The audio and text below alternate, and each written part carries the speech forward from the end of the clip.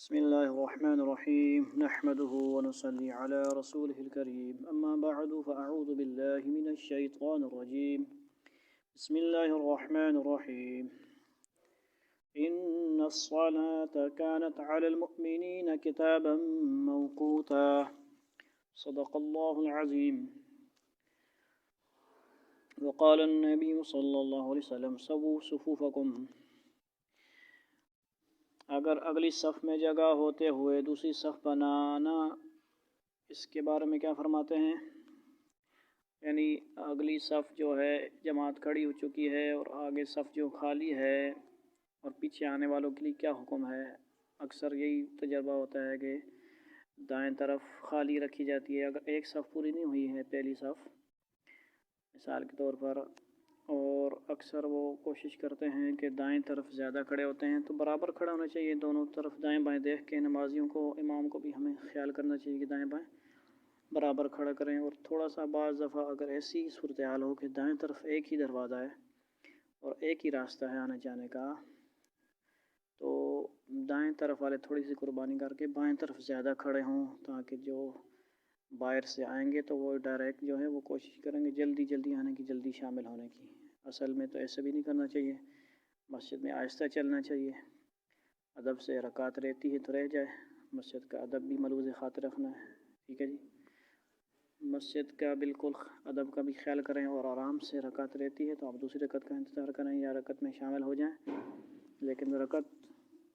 جو ہے ملنے کے اندر جلدی نہیں کرنی چاہیے، جلد بازی مناسب نہیں ہے، ٹھیک ہے جی۔ اگر مسجد میں دوران نماز پہلی صف میں جگہ خالی ہو، دوسری صف میں نمازی نماز کے لیے کھڑا ہو جائے تو پیچھے نمازیوں کی نماز کا کیا حکم ہوگا؟ صفوں کی درستی اور انہیں پر کرنا شریعت کے احکامات میں سے ایک اہم حکم اور نماز کا حصہ ہے۔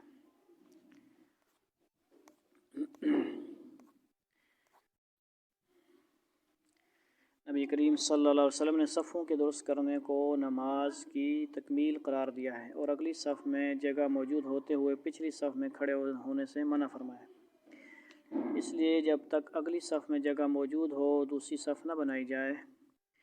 یعنی پہلی صف ہر صورت میں پوری کی جائے، چاہے وہ بعد میں آنے والے ہوں یا پہلے والے ہوں، وہ کیا کریں جی؟ جلد بازی نہ کریں اور آرام سے پہلی صف میں کوشش کریں، دائیں جگہ ملتی ہے یا بائیں، پچھلی دوسری صف میں رکعت کے ملنے کی وجہ سے وہ نہ کھڑے ہوں، ٹھیک ہے جی۔ پہلی صف یہ پہلا حکم ہے، وہ دوسرا حکم بعد میں ہے، جماعت کی خاطر وہ جلدی اس طرح کھڑے ہو جانا اور آرام سکون سے رکوع کو پانا چاہیے،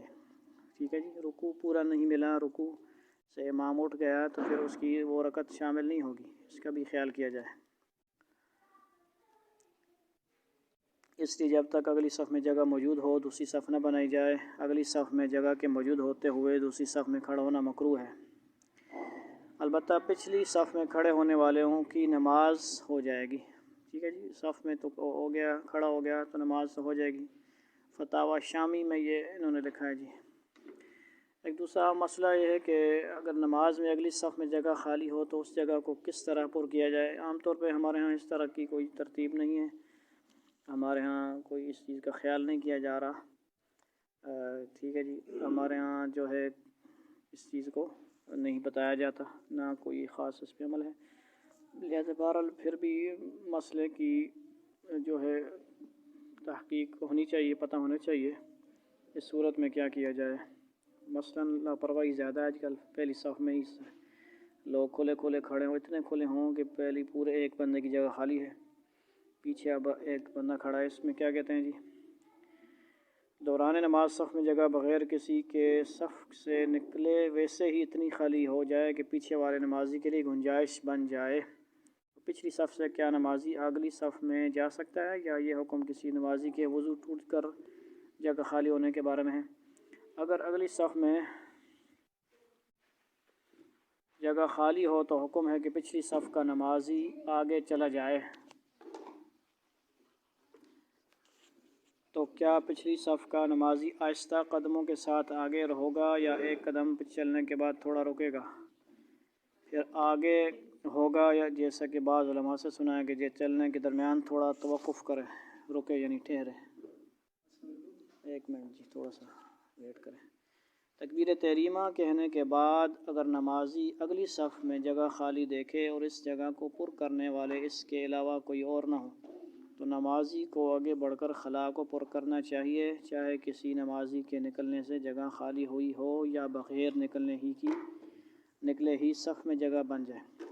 خالی جگہ پر کرنے کے لیے آہستہ آہستہ چلتے ہوئے اگلی صف میں جانا بھی درست ہے، اور رک رک کر چل جانا بھی درست ہے، یعنی پورا قدم اٹھا کے آگے نہ جائے، 2 قدم 3۔ یہ ایک خلاصہ کلام ہے۔ اللہ رب العزت ہمیں سمجھنے کی، عمل کرنے کی توفیق عطا فرمائے۔